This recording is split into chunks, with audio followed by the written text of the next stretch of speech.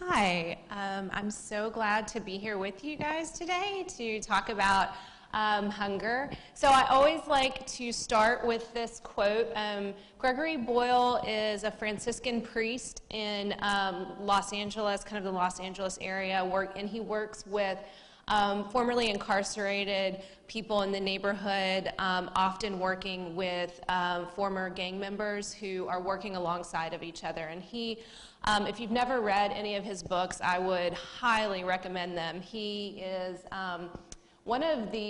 possibly one of the most humble people I've never met him, but in all of his interviews and things. And the way he talks about interacting with the poor, it's really not about what he is doing for them, but more what he's received from them in terms of life lessons. So I love this quote from him. He says, "Here is what we seek, a compassion that can stand in awe at what the poor have to carry, rather than stand in judgment at how they carry it." All right, so I always like to, this is like the interactive part of this presentation. So what is food? So we're going to talk about hunger today, but in order to really understand hunger, I think we have to first understand what is food. So what is food to you?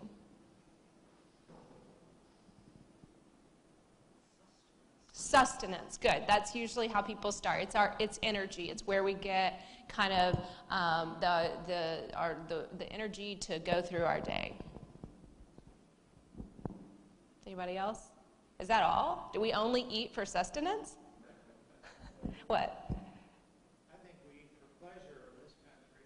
For sure, for sure. So tell me more. What do you mean about for pleasure? Well, Fritos, burgers, beer, things that have nothing to do with sustenance whatsoever, that in fact your physician will tell you are quite bad for you. But ironically, we probably eat more of that than we do the sustenance good for you food. Right, and a lot of that has, I would say, maybe to do with the comfort, right? So food, the way food makes us feel, either the way it makes us feel after we eat it, or the taste, or sometimes if food can have a particular trigger, so it reminds us of our childhood, or it reminds us of certain things. Anything else? Is food anything else besides sustenance, pleasure? It tastes good, right? So it has a taste and a feel to it. I would argue that food is pretty multidimensional, that there's even more than that. So I would say food is culture, right? So if we talk to a lot of our international students here on campus, they would say that one of the things they miss most is their mom's cooking, right? And even if there's an international restaurant here, it's not like home, right? So food is our culture. It's the way we receive our culture. It's the way we express our culture. Food is nutrition. It's calories and protein and carbohydrates, and it is what keeps our body moving. I would also say food is family, right? So if we think about almost every interaction we have with our family, it revolves around food, right? We have Thanksgiving and Christmas and maybe family dinner night and that kind of thing. Food is a lot. There's a lot of studies that look at parental relationships with their kids, and they look at the indicator of family meal times. And there's a lot of correlation between parents who have a mealtime around at the table and having better relationships with their kids. So food is also family. Food is also spiritual, right? If we think of almost every major religion has some sort of spiritual reference to food, whether it is the bread of life, or we think about the manna in the desert, or we think about, there's a lot of different references to food in spirituality, and then also in terms of the way we express our spirituality, right? So almost all of your church gatherings may involve like a potluck, or you think about communion, or you think about a lot of different things, and that's all food being related to our spiritual bodies. Food is also ethnicity. Food is also community, right? I'm sure you guys were just talking about your Christmas gathering, right? And what is going to be at the Christmas gathering? Food, right? Because that's the way we commune with each other, is around food. For a lot of people, food is creativity. It's how they show their creativity. It's how they show their love. And food is just comforting, right? So when we think about you've had a really bad day and you go home and you're not like, man, I really want a salad, right? You're like, I want some cookies, or I want some ice cream, or I want something that's like comforting to me. I want, you know, maybe a bowl of soup when it's cold. So there's emotion that's attached to food as well. So I start with these different things because when we talk about hunger, we have to remember it's not just about sustenance. Especially when we talk about food insecurity here in the United States, because sometimes it may not be that people are wasting away and literally dying from hunger, especially here in the United States. It is more of a food insecurity. They don't have the security to know where their next meal is coming from. And that is more than just not having calories. When you don't know where your next meal is coming from, that affects all of those aspects of your life. So we're going to just take kind of a broad general view of world hunger, and then we're going to drill down to domestic hunger here in the United States. And then we're going to talk, Alicia's going to talk specifically about what's happening here in our community around hunger. So right now, the estimates are about 1 in 8 people around the world don't have enough to eat. This is the most current hunger map that we have from the World Food Program. What's interesting is when we think about hunger, a lot of people think about Africa, and there is a lot of hunger in Africa, especially a lot of per capita hunger. But when we're thinking about the highest population of hungry people, it's actually in Southeast Asia. So, and you know, you think about, well, that makes sense because of statistically they have more people. So even with a smaller, like per capita amount of hunger, they have more hungry people. But that's not necessarily who we think of. When we think about hunger, we think about people. You think about the African babies sitting on the ground with the swollen belly, and there's this very like distinct picture that always comes up when we think about hunger. Hunger can take kind of 4 different forms. So it can be kind of short-term hunger where you miss a meal or you miss occasional meals. It can be chronic hunger, which is more what we think of when we think of places like Africa or maybe India, where hunger kind of becomes your norm. It can be acute hunger. So this is a picture of Tuscaloosa. And so there were people that were struggling with food insecurity after the tornado in Tuscaloosa because there literally wasn't access to food for some people. And then there's also this other 4th piece that a lot of times we don't think about when we think about hunger, and that is hidden hunger. And this has more to do with micronutrient deficiencies, and we see this more in the United States where people are eating calories, they are getting dense food, but they're not being nourished. We see a lot of micronutrient deficiencies. And let me just say one more thing about the hidden hunger piece. One thing that's kind of sneaky about that hidden hunger is that it doesn't look the way we think it does. A lot of times we think hunger is like this, either the swollen belly or the very super skinny kid, but in fact hunger can sometimes look like obesity because we think that hunger is about not having enough food, but sometimes it's about not having the right food. And in fact, malnutrition and obesity are neighbors, and they're very closely related. So one thing that is happening kind of in the hunger space around, especially around the world dealing with hunger, is this push toward really emphasizing the first 1,000 days. And this is the time period from the point when the mother gets pregnant until the child's 2nd birthday, because we know that there are things happening in utero that if the mother is not getting adequate nutrition, it actually is affecting the child for the rest of their life. This window of the first 1,000 days is such a critical time that there are things that can happen developmentally to a child that they can never really recover from. There's stunting that can happen in the brain or in the body that even with refeeding for the rest of their lives, they may never get to their full height. They may never regain their intellectual capacity that they lost. So this window of the first 1,000 days is extremely critical. This is a quote from an author who writes a lot about hunger, and he says, "What ideas, innovations, and kindnesses are missing due to stunting?" So now I want to kind of drill down a little bit more into domestic hunger. So this is kind of the United States map of food insecurity.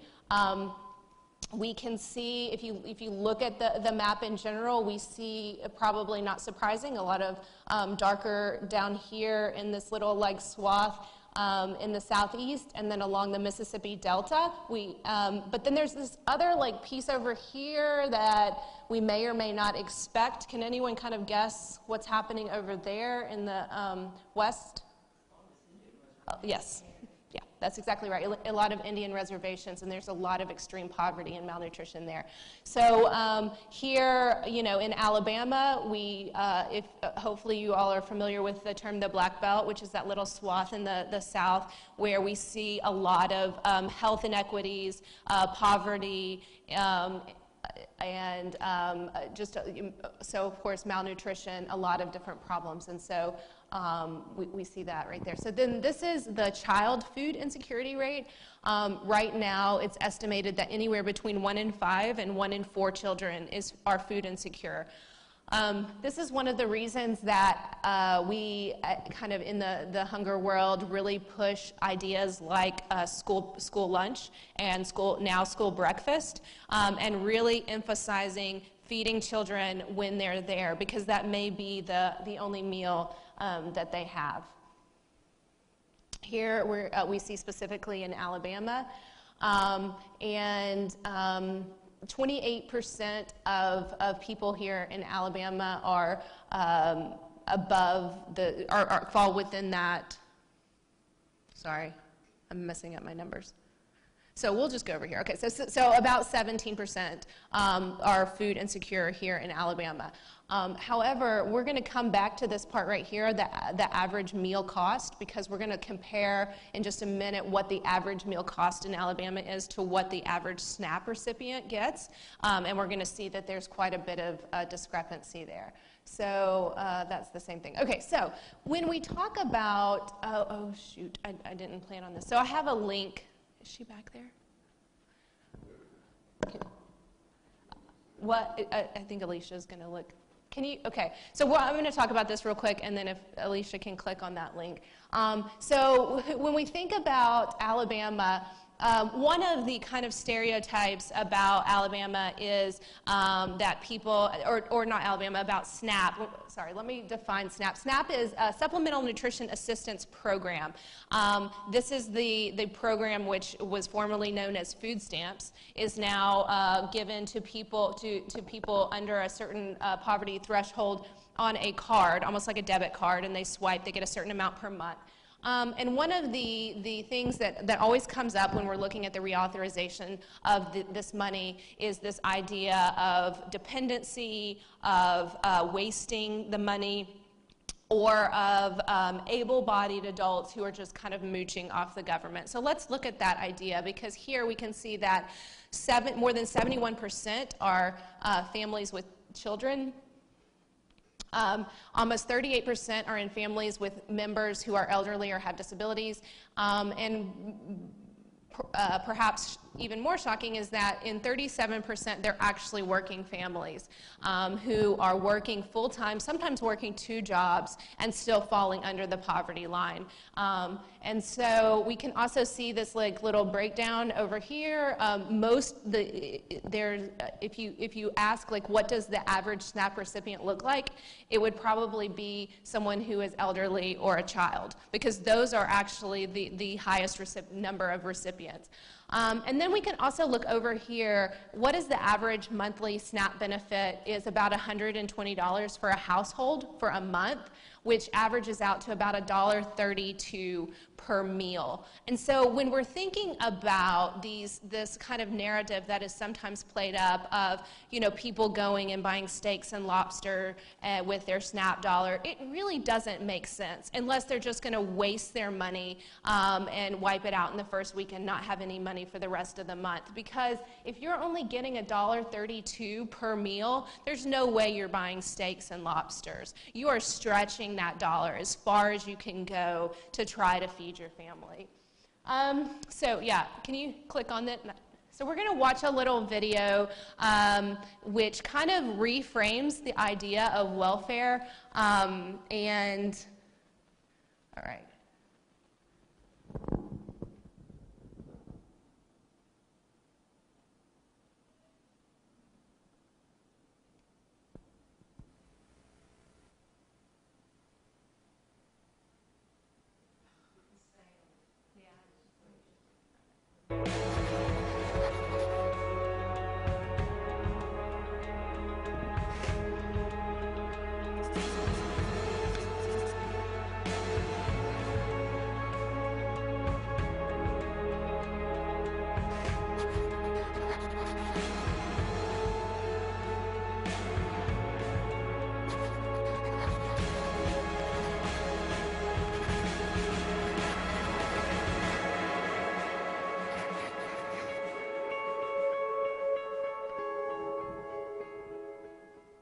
Each year, I teach a large class on global poverty at the University of California, Berkeley.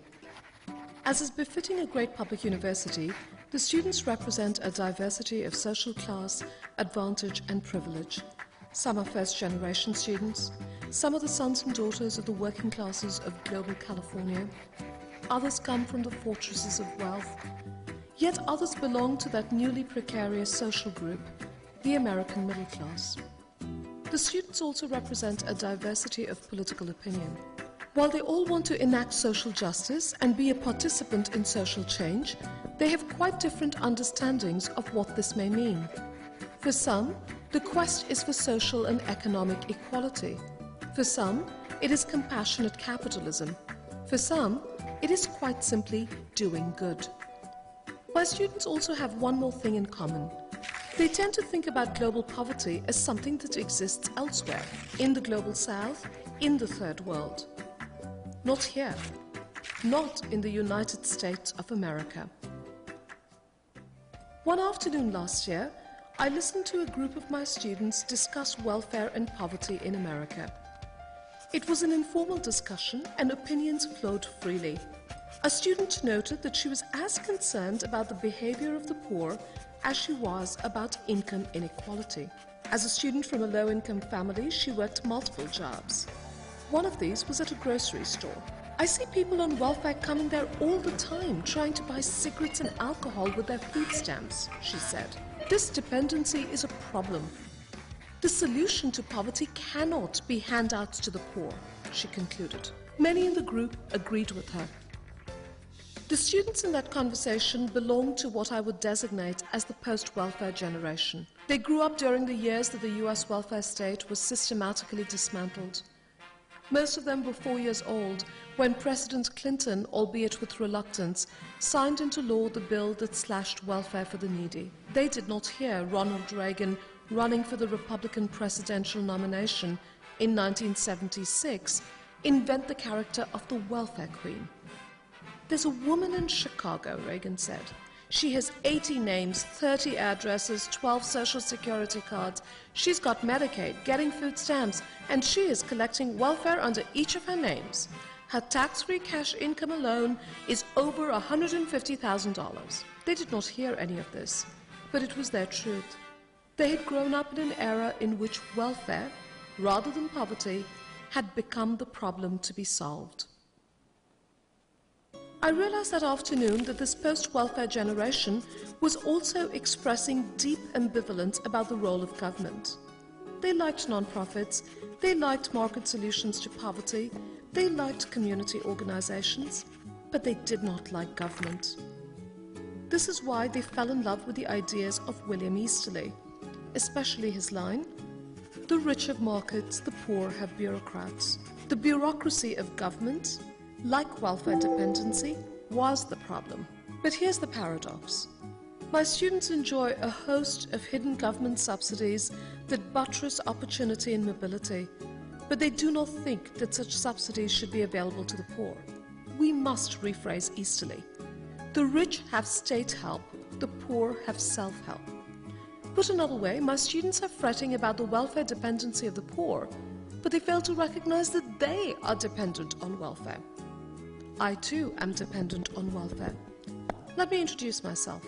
I'm Ananya Roy, a professor at the University of California, Berkeley, but I live in public housing. My career affords me a home in the rolling California hills with a view of the Golden Gate Bridge, and still, I live in public housing. The public housing I live in is not the American stereotype of dilapidated towers, concentrations of poverty, neighborhoods devastated by violence. But my home is public housing because the tax deduction I enjoy on my mortgage is a more substantial handout than any money spent by the US government on what has come to be stereotyped and vilified as public housing. And there are millions of other families who enjoy the same benefit. Here is just one statistic to make this point. In 1999, as the American century came to a close, the US government spent $24 billion on public housing and rental subsidies for the poor. But in that same year, it spent $72 billion in home ownership subsidies for the middle classes and the wealthy, subsidies that are never considered to be welfare. And there is no stigma attached to this dependency. In fact, it is seen as an entitlement. Why is this so? History matters. The American welfare state was set up in the wake of the Great Depression to create a new deal of social programs. But from the very start, it was divided into two channels: social insurance programs made available as entitlements and public assistance programs made available as welfare. Need I point out the race and gender dimensions of this divide? It is time for America to reconsider who is dependent on welfare. Take a listen. In our search for the welfare queen, we were looking for actual people when we should have been looking for corporate people. We should have been looking at Walmart. Walmart is the largest private employer and brought in more in 2011 than any other company in the nation. Walmart pocketed a not too shabby $16.4 billion in profits that same year, and the six Walmart heirs, the Walton family, own roughly $100 billion in wealth, which is more than the bottom 40% of Americans combined. But despite making all this money, Walmart's business model hinges on mooching from the government. It hinges on being the biggest welfare queen in the United States. Because of the everyday low wages that the retail giant pays its employees, our government has to step in and provide public assistance to Walmart employees just so they can survive, which is why the Walmart workforce represents the largest recipient of federal aid in the nation. Not since the Great Depression has American society faced such astoundingly high levels of inequality. America has become the 1% nation, with massive economic gains accruing to the top 1% of households. It is this obscene reality that the Occupy movement made visible. Such inequality is not natural. It is not the necessary result of the free market. Rather, it is produced systematically by policy, by the welfare that is doled out to Wall Street hedge funds and super corporations like Walmart. This is the plague of what, in 1958, economist and diplomat John Kenneth Galbraith called the affluent society. In an analysis that was to move America's conscience and help launch the war on poverty in the 1960s, Galbraith declared that the management of the modern economy by the affluent for the affluent will fail. Even worse, affluence had the effect, Galbraith writes, of comfortable disregard for those excluded from its benefits and its culture. One such effect, Galbraith noted, was resistance to government help to the poor. Still true in our times. Galbraith argued, though, that it was from the state alone that effective action against poverty can come. Today, Galbraith's conclusion is being taken up again, but not by the liberal democracies of the North Atlantic. Instead, it is in the economic powerhouses of the Global South that ambitious state-led programs of social inclusion and human development are being launched. In Mexico and Brazil, conditional cash transfers support millions of poor households and are being credited for drops in poverty and improvements in health and education. In India, policymakers are discussing inclusive growth, hoping to integrate the poor into a fast-growing economy. Quite a bit of my academic life is spent critiquing these programs. I can tell you why conditional cash transfers place a great burden of responsibility on already overworked poor mothers. I can tell you why India's approach to inclusive growth is flawed. But I also want to suggest that a new type of welfare state is in the making in the Global South, one that entails a new social contract between the government and the poor. Perhaps the best example of this is the ongoing debate in many countries about the need for a guaranteed minimum income. Folks, this is radical. A guaranteed minimum income is a citizen's income, earned as an entitlement, not received as welfare. It implies that the rights of citizenship far exceed the political rituals of voting and include the right to human dignity and life without poverty. I want to be clear though, governments in the Global South are not granting this new social contract to the poor. Poor people's movements are demanding such a social contract. They are raging against deprivation, dispossession, and displacement. They are roaring, as they do in Ashwin Desai's account of social movements in South Africa. We are the poors. These poor people's movements know what visionary radical Saul Alinsky knew when he launched community action in the marginalized neighborhoods of Chicago, that poverty is not only the poverty of economy, but also the poverty of power. A key part of the poverty of power is to be defined as dependent on charity, handouts, welfare. To transform dependency into self-determination is the work of poor people's movements. To demonstrate the dependency of the wealthy on welfare, as well as on the labor of the poor, must be our collective work. And so that afternoon at UC Berkeley, I asked my students to read Maya Angelou's poem, Mama Welfare Roll. Mama Welfare Roll, pudgy hands bunched on layered hips, her children, strangers to childhood's toys, walks barehanded into a den of bureaucrats for her portion. They don't give me welfare, I take it.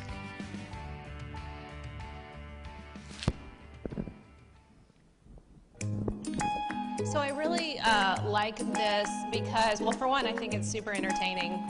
Sometimes I get lost in the drawing and things and miss the concepts, but I think that she does a good job of explaining that, first of all, that words matter. And so using this term welfare to talk about food assistance can sometimes spark something in our brain that makes us think about dependency, to think about people who aren't working hard. And the reality is, like that Gregory Boyle quote at the beginning, most of the people who are living in poverty, who are getting SNAP benefits, are very hardworking, very, very hardworking, and they're struggling to survive. I mean, I always feel like I need to put that caveat in there. Are there people that are probably manipulating the system and taking advantage of things? Yes, probably so, because with any system, there's always going to be people who try to work the system. But from all of the research that we have done on SNAP benefits, the fraud rate is actually lower than the fraud rate for the tax system. And nobody is saying, let's just throw the tax system out, right? Because people are just abusing it and defrauding the government. We actually know the fraud rates are pretty low for SNAP benefits. So I think that when we're talking about this, we almost have to take a pause and think about why are people in the U.S. We are in the country with the most wealth of any in the world, and yet we still have people who are hungry and who are food insecure. And so what are some of the reasons that we can think of? And obviously, hunger is a proxy for poverty, right? Why are there people that are poor in a country that's so wealthy?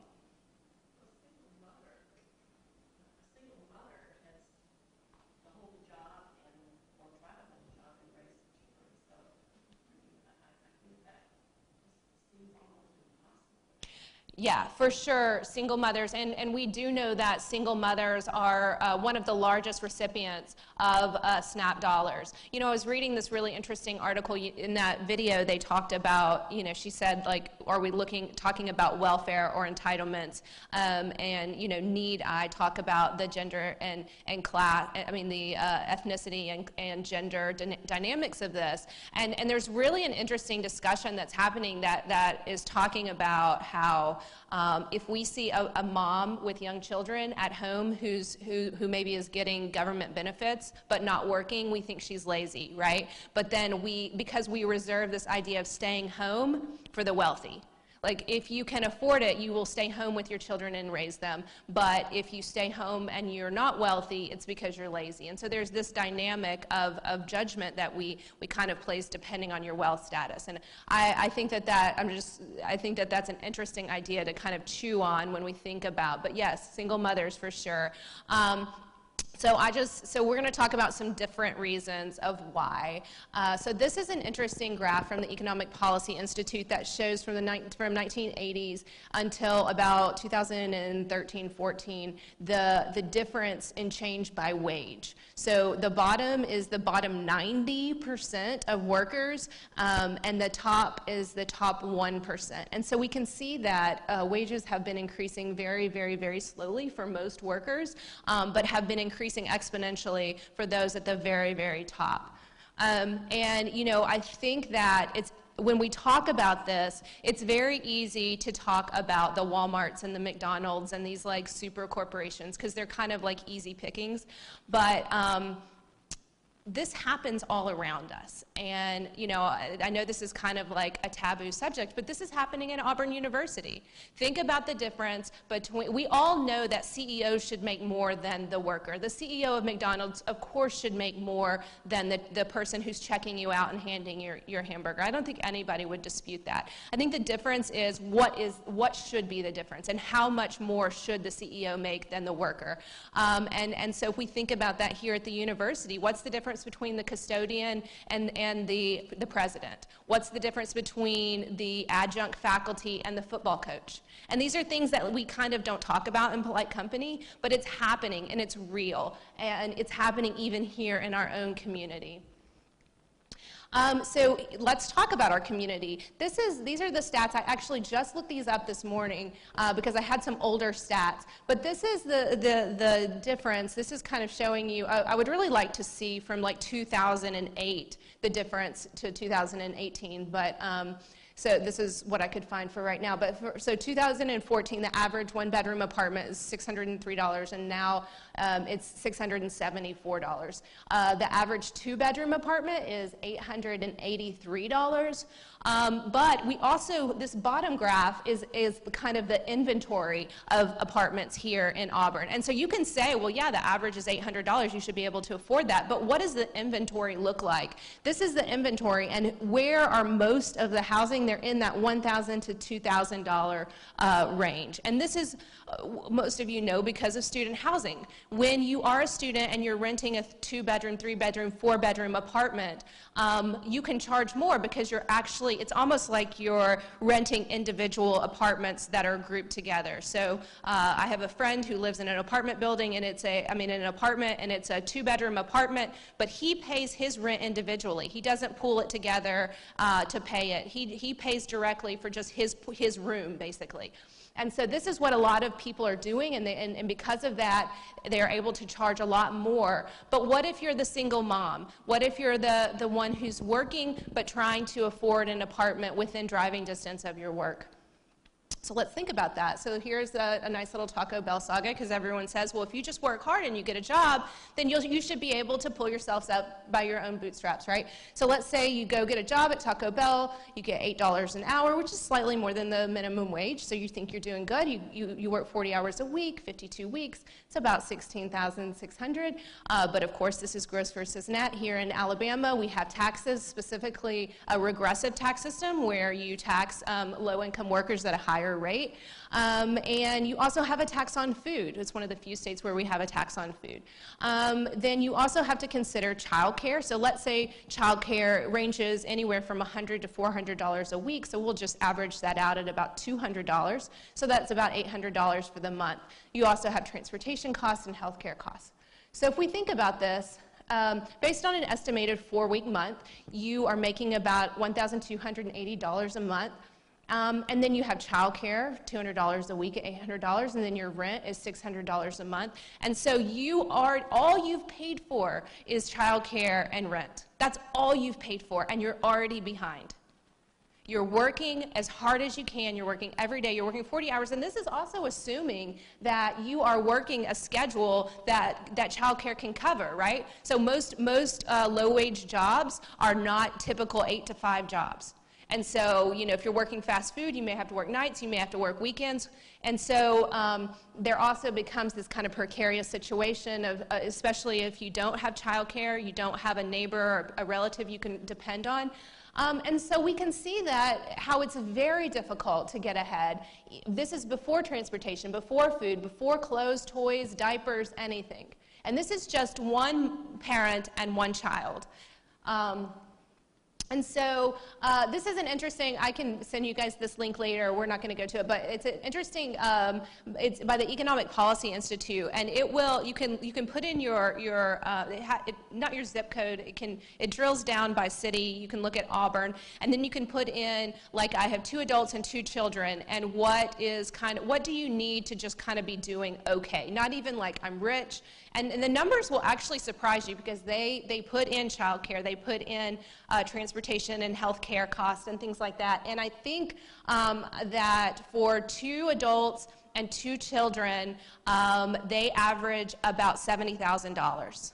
Is kind of what they say. And so imagine, I mean, this is not, and this is very, I mean, you guys know this, you guys have been living life, but this is very eye-opening to undergrad students who think, I'm going to bust out of here and make $30,000, I'm going to be like set, you know, like I'm going to be making a salary for the first time in my life and I'm going to be doing great. And they don't realize that like life actually costs a lot more than you may be ready for.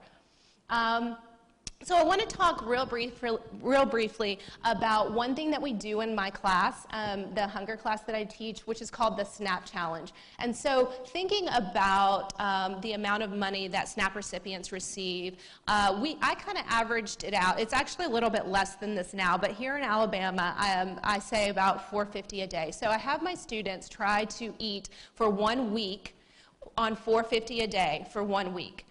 And it's very interesting because I think a lot of them go into it thinking like, this is going to be hard, but I'll get through it, whatever, you know, like I can skip meals, I can do whatever. A few very like, you know that student, they do like meal prep and they go to the grocery store and they plan their menu and they're like super on top of it.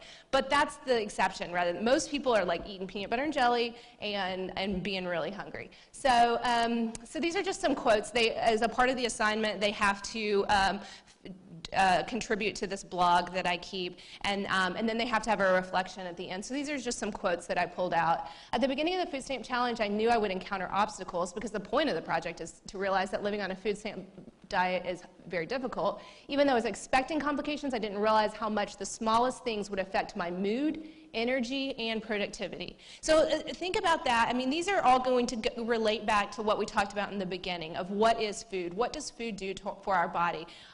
But imagine a lot of low-wage jobs actually are very labor-intensive, right? So you're thinking about someone who is struggling with poverty. They're maybe not eating very well, and they have a pretty high intensive labor job. Through the SNAP Challenge, I've realized how hard it is for those who actually live off SNAP to get food that is healthy and filling for them. I found myself eating the same foods over and over because I knew they would fill me up. They were affordable enough and not loaded with sodium and carbs. I found it is much harder to operate normally when you're hungry. I was grumpy, frustrated, tired. Although it was a challenging experience, I'm very thankful for it. The whole challenge, I noticed times where I was starving and could tell I was running on fumes. Other times I noticed I hadn't eaten anything and I had a lack of spark in life that I usually have along with mood swings. Overall, I was hangry, right? We all know that, where you're just hungry and you're mad at the world. And I knew nutrition and what we ate affects our body in day-to-day lives, but this was a personal test of how I became affected with overhauling my diet completely.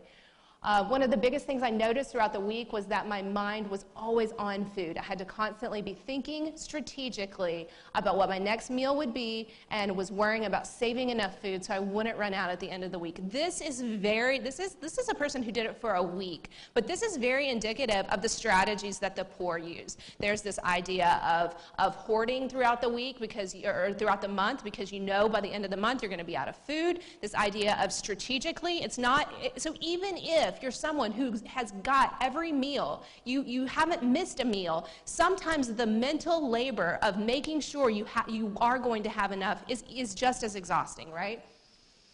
Living off less than $5 a day this week was challenging. I'm a member of the marching band, and we have practice every day. Not eating well and eating very little affected my performance and energy level throughout the week. I not only went hungry, but I also struggled to push myself through practice a lot more than usual. It not only made me realize the importance of food, but the importance of healthy, filling meals. So we also see here, when we think about obesity and poverty, it's not just because they don't have access or aren't able to afford healthy meals. That is definitely a part of it. But it is also that they don't have the energy to exercise. If you're not eating right, you're also not wanting to exercise.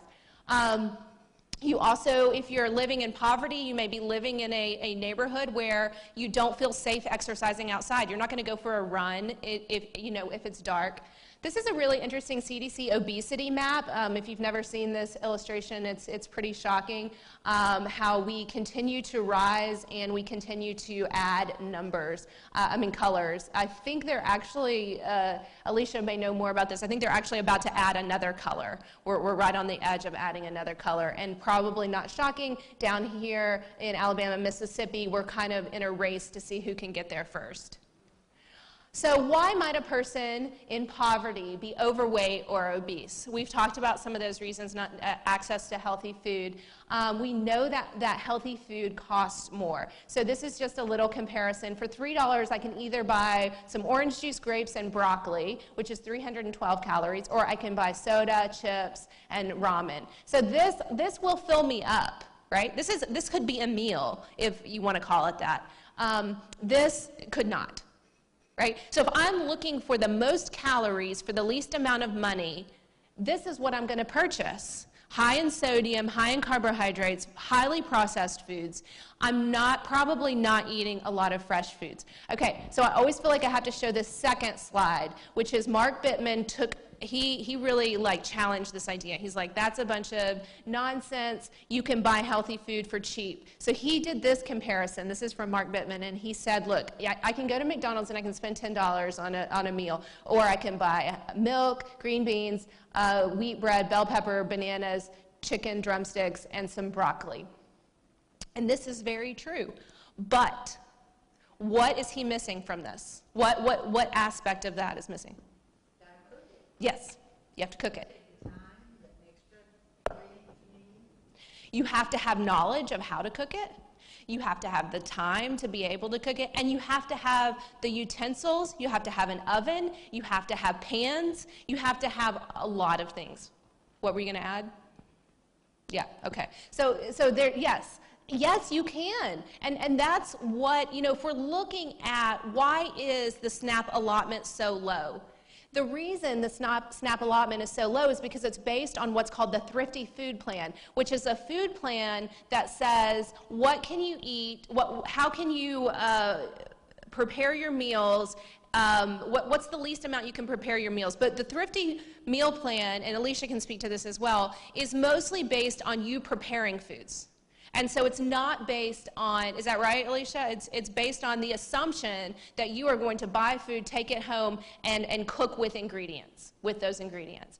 And you can live on $4.50 a day. I did the SNAP challenge with my family one semester, and we were fine, we were okay, but I was also working, I was only working 3 days a week at the time. And I did a lot of things that most people don't necessarily know how to do. I bought a whole chicken, I cooked it in the crock pot, I divided it up, we ate it for about 4 different meals. I took the bones, I made bone broth, I cooked my beans in the crock pot, I had beans and rice, I took the broth from my chicken, I made soup. So I stretched every bit I could.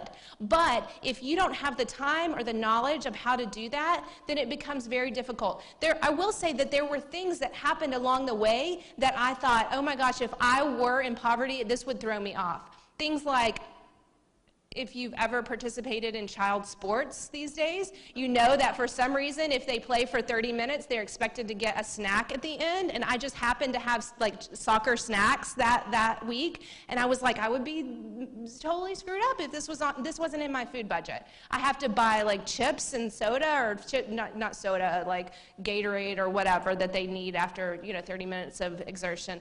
And so, so there were things like that. Or some neighborhood friends ended up coming over because we just so happened that like that Friday of the week, I think they were out of school or something. And so all these kids came over to my house, and my kids came up and they were like, hey, we need a snack. What's for snack? And I'm like, we're at the end of the week. We don't have any snack. Here, we have some popcorn. Here, I'll make you some popcorn. And it's like, what am I going to do? But it is like and the biggest takeaway was it took a lot of time. It took a lot of knowledge.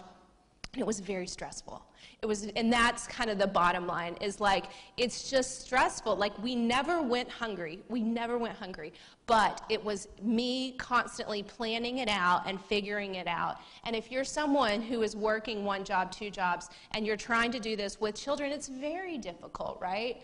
And so I think that's my last slide. Oh, this is how is poverty related to health. So we know that if at the center is poverty, there's all these other pieces that are related to it, right? So if I'm food insecure, that's very stressful. We know that heightened cortisol levels leads to weight gain, which can lead to obesity and chronic disease, which then you're forced to choose between medicine and food, and then you just continue this cycle, and it's very, very difficult to kind of get out of that.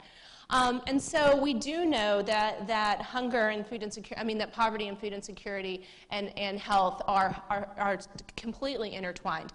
So I want to end, and we're going to take a break between me and Alicia, so we'll take a break right after this, but I just want to tell you a little bit about the Hunger Solutions Institute at Auburn. This started with a collaboration from the United Nations. They were kind of worried that students didn't know much about hunger. And so we started this collaboration with them, and out of that came the Universities Fighting World Hunger. And that was really a student movement to try to increase awareness and fundraising on college campuses about hunger. And then in 2014, we had a summit with college presidents, and we realized that, in fact, we had this great student movement. The only problem with a student movement is that students graduate. Right? So you may have a university that's like super pumped about fighting hunger, and they're doing great, but then that student graduates, and you're like, is anything going on at that school anymore? We don't know, because that student graduated. And so we decided we needed to join that with kind of a top-down organization. And so that's where Presidents United to Solve Hunger came from. And this is a commitment that college presidents and universities can sign to say, we are committed to make hunger a priority on our campus. And to date, we have over 100 universities that have signed that commitment. And then we kind of had some self-reflection, and we realized that what we needed here in Alabama, we were doing great things around the U.S. and around the world, but we really needed something that was happening here in Alabama. And so we formed End Child Hunger in Alabama, and this was about 5 years ago. And this was a way to bring everyone who's working in the hunger space in Alabama together, to work together at quarterly meetings to talk about what's going on, and to try to coalesce some of the things that we're doing. And Alicia's going to talk more about End Child Hunger in Alabama and about some of the local initiatives that we're working on. So let's take a break, and then Alicia will be up. Oh, okay.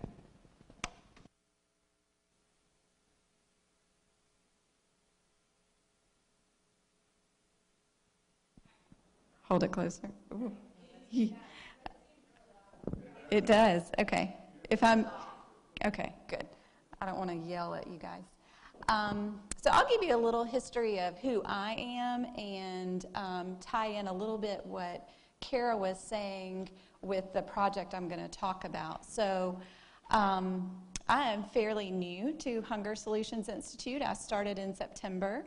I came from the world of obesity, and it was very interesting to hear Kara talk to you guys about how hunger and obesity are neighbors, because as I was interviewing for this position, there was a biosystems engineer that said, well, you're in the obesity world. How are you going to relate to the hunger world? And I said, well, I deal with food access, and whether it's to feed or to feed, it's the same thing.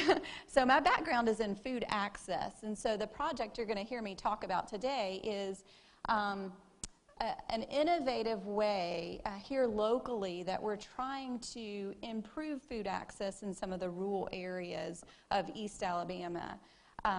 Having grown up in Alabama on a farm in a very rural area, I have a passion for rurality and how to find innovative systems to solve some of the issues that come along with living in rural areas. And so I am new to HSI, but I've really kind of hit the ground running because I've had some previous projects here in the state that whether it's obesity or whether it's hunger, we're dealing with a food access issue is kind of my specialty, and so I've kind of kept in the same line of work.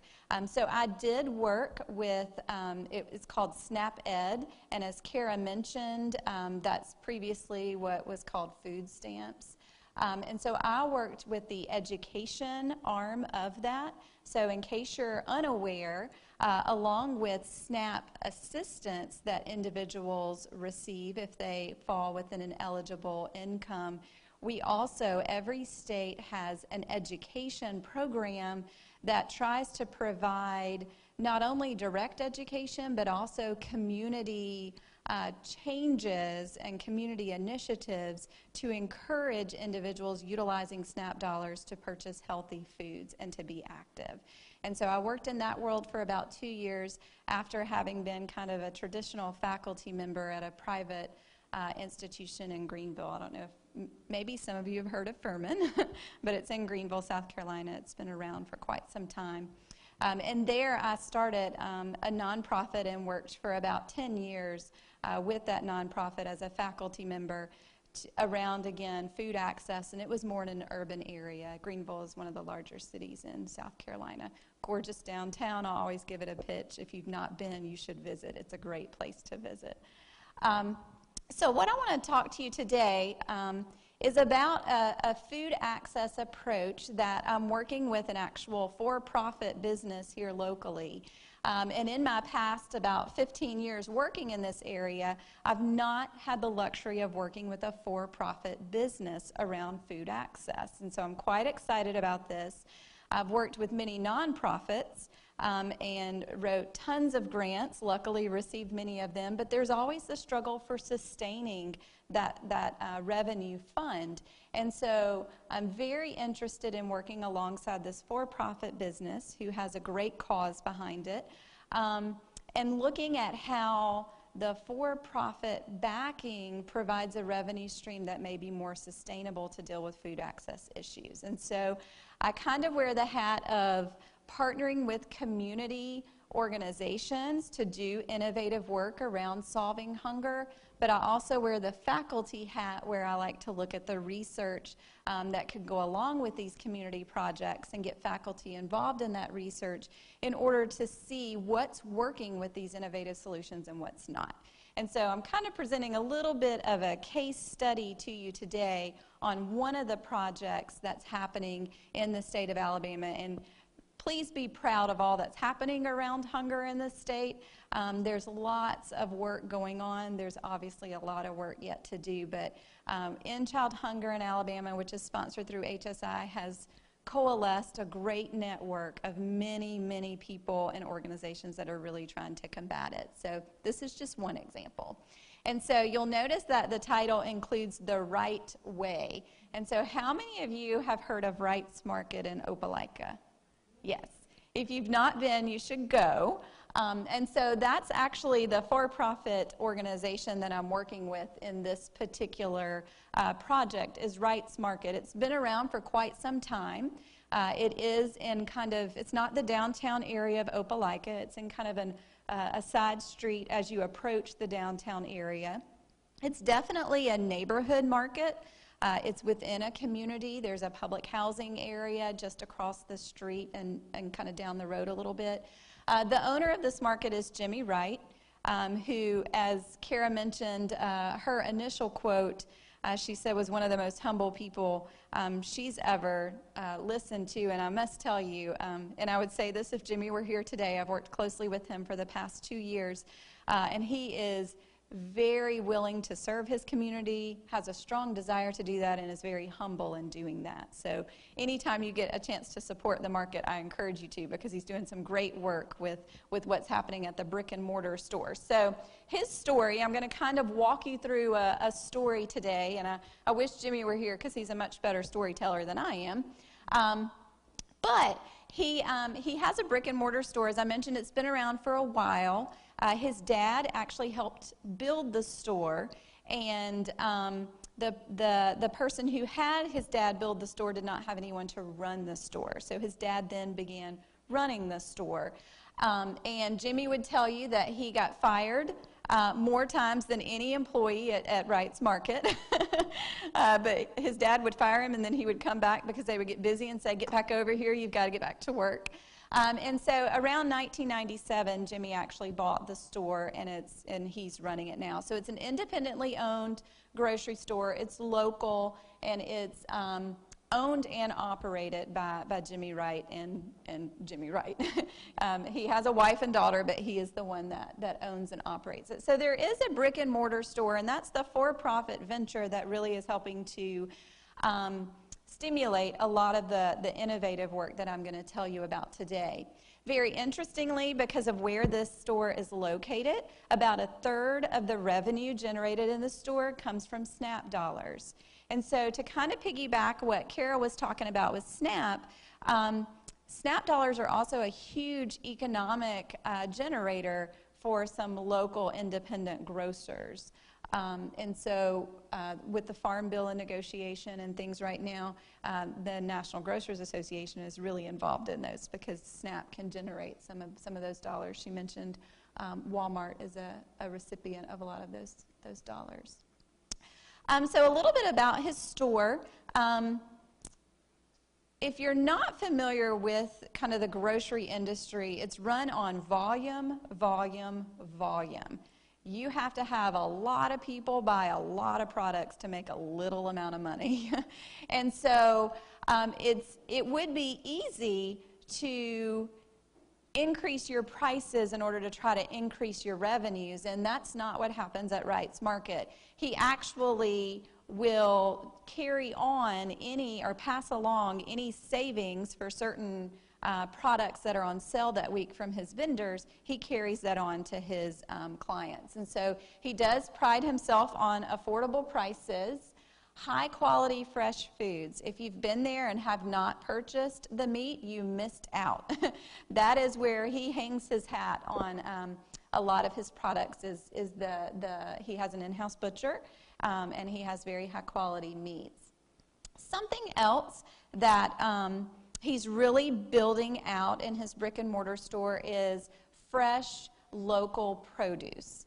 So sometimes you'll be in there and you'll notice Slocum tomatoes. Sometimes you'll be in and you'll notice Chilton County peaches. I'm working with him on another project looking at the percent of his produce that comes from local and regional areas. And he also gets things like Mississippi sweet potatoes. When peaches are not in high enough volume from Chilton County, he'll get them from Georgia or South Carolina. So he really tries to maximize sourcing local and regional produce as well. And so that's a little bit about his brick and mortar. It's been around for a long time. Under his leadership, it's been around for about 20 years. And about 4 years ago, Jimmy, knowing his customers really well, recognized that he was starting to see some customers not coming back. And he wondered, well, where is Mrs. Smith and where's Mr. Witt, and where are these people? And he started talking to his cashiers, and he would talk to the people who were still coming to the store that might know where they were, and he found out that transportation was an issue, that they were no longer able to get to the store. And so he said, well, I'll have a solution for that. If someone wants to come shop at my store, transportation will not be an issue. And so about 4 years ago, he kind of birthed this shuttle system. It is not advertised, but it is available, because if he advertised it, he would probably need 10 15-passenger vans instead of one. But I like to think of this as his kind of first venture into not just serving as a brick and mortar grocery store, but really truly serving the community where his particular store is housed. And so he did find a way to purchase, I think it's actually an 18-passenger van. He took a seat or two out of the back, and he now goes on a regular basis, on a daily basis, to pick up and allow them to grocery shop, and then drop them off and deliver the groceries to their door. He does this for individuals as well as some residential housing areas. He sees a lot of seniors who use this, but he also sees a lot in the residential housing that have disabilities, whether it be cognitive or physical or emotional disabilities. And so over the past 4 years, he's seen about 80 to 100 participants on a monthly basis. And he has recognized the ticket for those participants is much larger than the in-store ticket. So it's been a venture of passion for him to serve clients that might not be able to get to his store, but it's also helped to generate some revenue as well. And so I have to show these pictures because he would pride himself on these pictures. So I always feel like I have to channel a little bit of what he would want to present. He has the same driver that does this route. And so the people that are routinely utilizing this service have a trust and relationship with this driver. Jimmy would say they change light bulbs. So they do a lot more than just pick up, allow to grocery shop, and drop off, because they have, obviously, as you see, front door service, and then when they drop off the groceries, they take them inside if there's any sort of mobility issue. And then, if there's a light bulb out in the kitchen, they're not going to say no to helping with that. And so sometimes he'll notice that his driver's gone for a while, and he'll ask him where he was for that little bit of time, and he had lunch with Miss Smith, or he was changing a light bulb or something like that. So this is a great demonstration of how Jimmy launched his mission to serve the community through his for-profit business. But he didn't stop there, which is really incredible because the innovation has just increased. And so the next innovation came about 3 years ago. And this is actually Carver Market in Atlanta. And so, yes, we're a little bit ways from Atlanta. But this particular market was a previous thrift store and liquor store. It's now a neighborhood market and a coffee shop. Its location in Atlanta is close to the old Turner Field.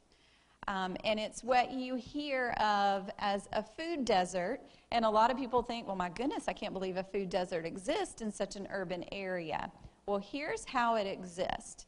We call it a 3-3-3 food desert. So the nearest grocery store that would sell fresh foods, if this market were not there, the nearest one would be 3 miles away. And that doesn't sound very far, but not a lot of people in that area have transportation. They depend on public transportation. It was 3 changes on the MARTA. Now, if you grocery shop like I do, and you're like me, when it's time to take them from the car, what do? I pile them all on my arm. One trip, Sally. That would not be very fun, making 3 changes on the MARTA, right? Not only is it 3 miles to the nearest grocery store, yes, you can get to it through the MARTA, 3 changes, it's a 3-hour round trip. So let me put my food safety hat on from my food science background.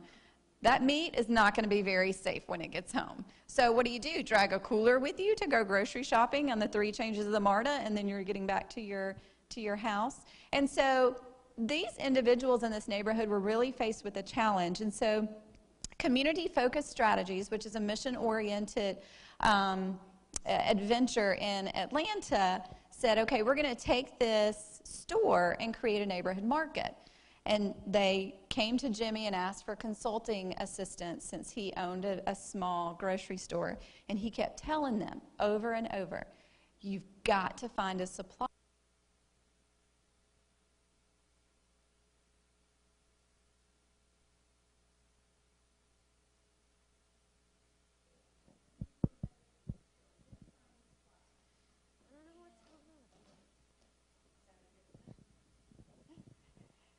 And so it was time for the store to open. Is it working? Okay. It was time for the store to open, and they still didn't have a supplier. What did they do? Of course, they didn't even have to ask. Jimmy was like, I told you guys you needed to find a supplier. But for the next 6 months, I will serve as your supplier if you promise me that you'll look for a supplier, because he knew such a small grocery store was going to have a hard time finding a distributor that would bring that low volume of food, because remember, grocery stores work on volume, volume, volume.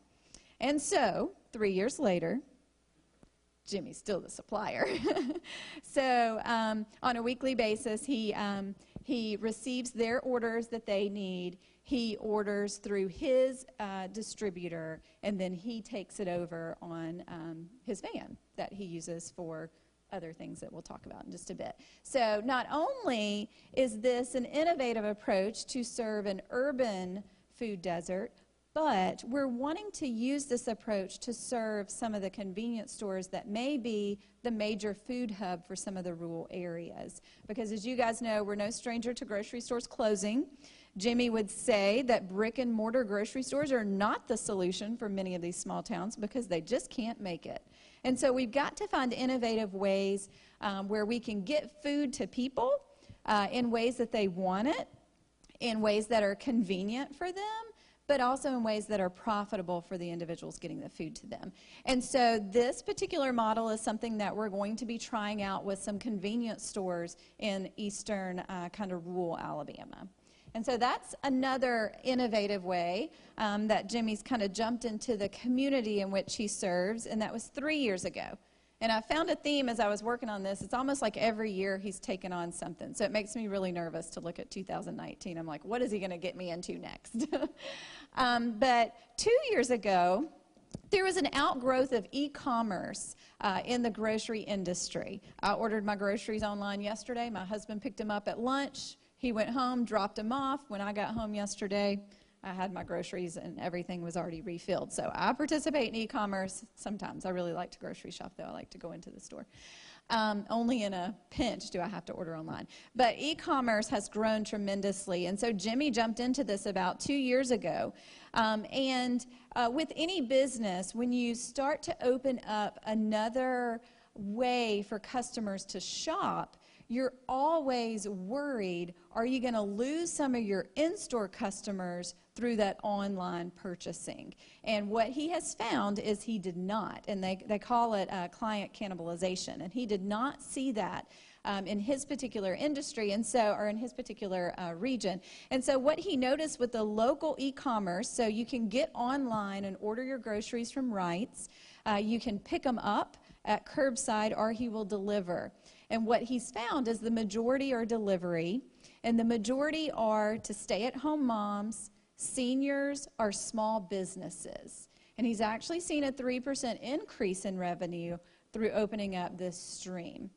And so he did not see a decrease in in-store sales with his increase in online sales. He actually saw an increase in online sales.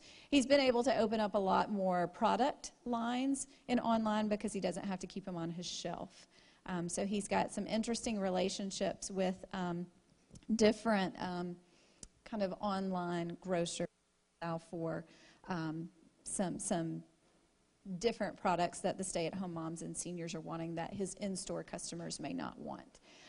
Again, the trust and relationship is what was built to really make this successful. He has the same delivery driver for the e-commerce. And so those stay-at-home moms open the door, they recognize him, he drops off the groceries on the counter, and out he goes. The same thing with the seniors and small businesses. And so he builds, the driver and deliverer builds a relationship with those clients, and they enjoy kind of seeing him and are comfortable with allowing him into their home. And so that was 2 years ago. What we're getting into now, and this is something where we're not quite there yet, so I wish I could say 1 year ago we did this, but 1 year ago we started working on this, and we're still not there yet, but we're going to make it happen. So what we're wanting to do is open up about a 120-mile route around eastern Alabama, and the more kind of, I call it rural, but from where I'm from, eastern Alabama is not that rural to me. I had to go 30 minutes to town where I grew up. So we're looking at a 120-mile radius focused on some very specific places like Hurtsboro, Lochapoka, Salem Bleecker, Camp Hill, and Beulah. And I only have a few dots here.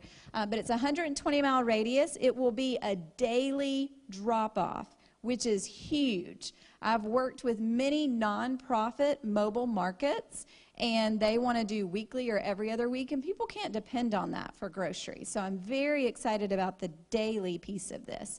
And so the idea of this e-commerce from a rural perspective is someone can go online and order, and Jimmy will have this route that will drop off in a central location in those communities on a daily basis, okay? Along with that drop-off, in that same van will be kind of an old-school rolling store where if I forgot the paper towels, well, he'll have them on the van, so if you need to add them to your ticket, you can, okay? And so that rolling store will be at that central drop-off place so that individuals, if they can't order online, they can then purchase the foods. And as he's making this 120-mile radius of a route on a daily basis, he can drop off to small businesses. And so you'll notice how we've tried to build in ways to make sure we're generating adequate revenue to cover the route. But luckily, this e-commerce from a rural perspective is backed by that e-commerce from a local perspective that's supported through stay-at-home moms, seniors, and local businesses. So he can use what's lost in the rural, what's gained in the local to offset each other so it's not a losing venture. Okay, now that's not all. He's lots of fun to work with because there's lots of stuff going on. So Jimmy serves on the National Grocers Association board. It's a pretty good position to have when you're trying to do some really innovative things. So he recently was awarded, and this should launch in spring of 2019. It was supposed to launch in spring of 2018, but USDA is still working on this. Jimmy's Market is one of 10 nationwide grocers who are piloting accepting SNAP payment online. So right now, if I go to order my groceries online, I pay with my debit card or my credit card. Or when I pick up, I can pay with cash or check. Okay? There's not an option right now, if you had a SNAP EBT card, to go online, order your groceries, and pay. And so this pilot would allow for that. And so Jimmy is the only grocer in the Southeast that's one of the 10 pilots. He is the only single store independently owned grocer that's part of the pilot. So we're really excited about what we can learn from his participation in this. It will launch spring of 2019. This opportunity, paired with that previous opportunity I was talking about to be able to deliver to that central location, we're really excited about how that can open up some food access areas in these communities. And he's with the likes of Amazon and Walmart, so he's kind of in with the big dogs on this one. So he'll be on conference calls and learning more about the opportunity, and he's talking with the Walmart VP and the Amazon VP. So it's very cool to hear his conversations. Something else that he's actually launched this year, so this is his one-year endeavor on this slide, is what we call, and it's a USDA program, it's Food Insecurity Nutrition Incentive Grant Program. If you talk to me on a daily basis, you'll hear me call it FINI because that's way too much to say. How many of you have heard of double bucks? Have any of you heard of double bucks? Nope? Okay, because it's not around here, but it's going to be. So this particular program, Jimmy is already instituting in his brick and mortar store.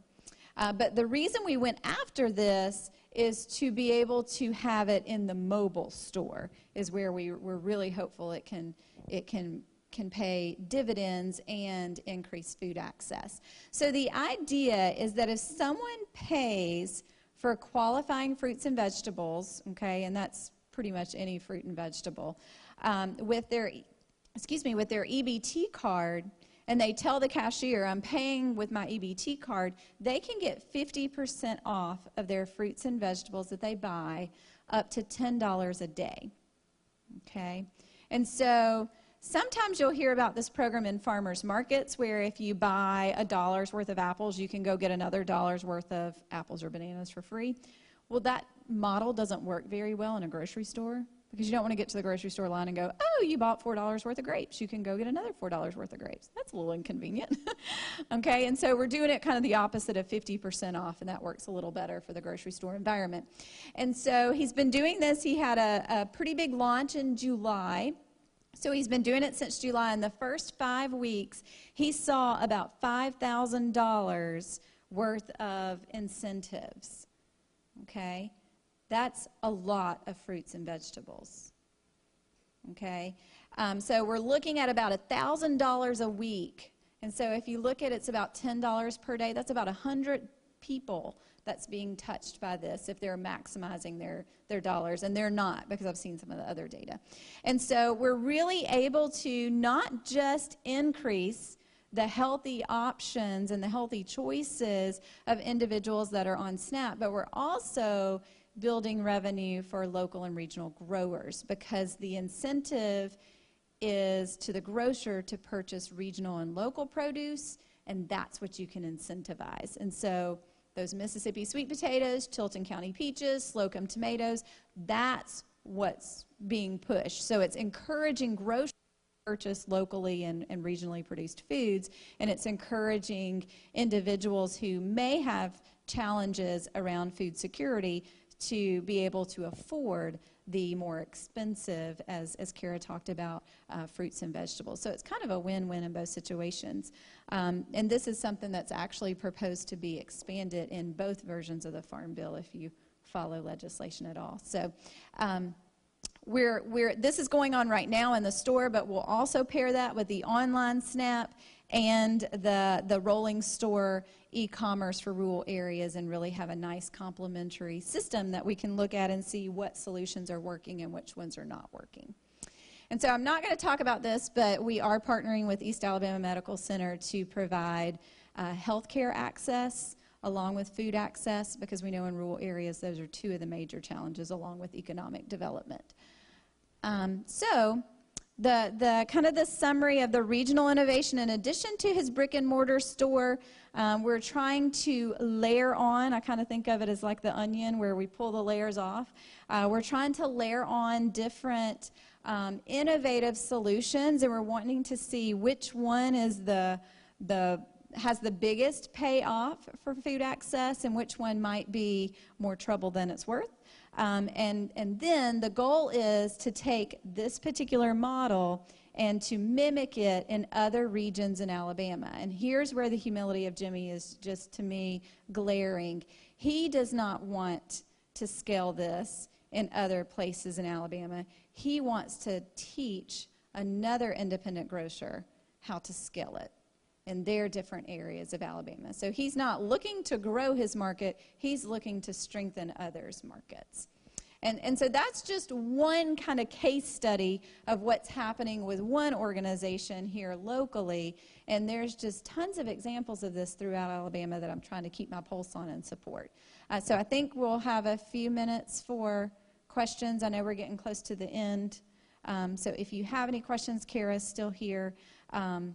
And we're both on campus, so if you're ever interested in more, we can make ourselves available that way too. Questions?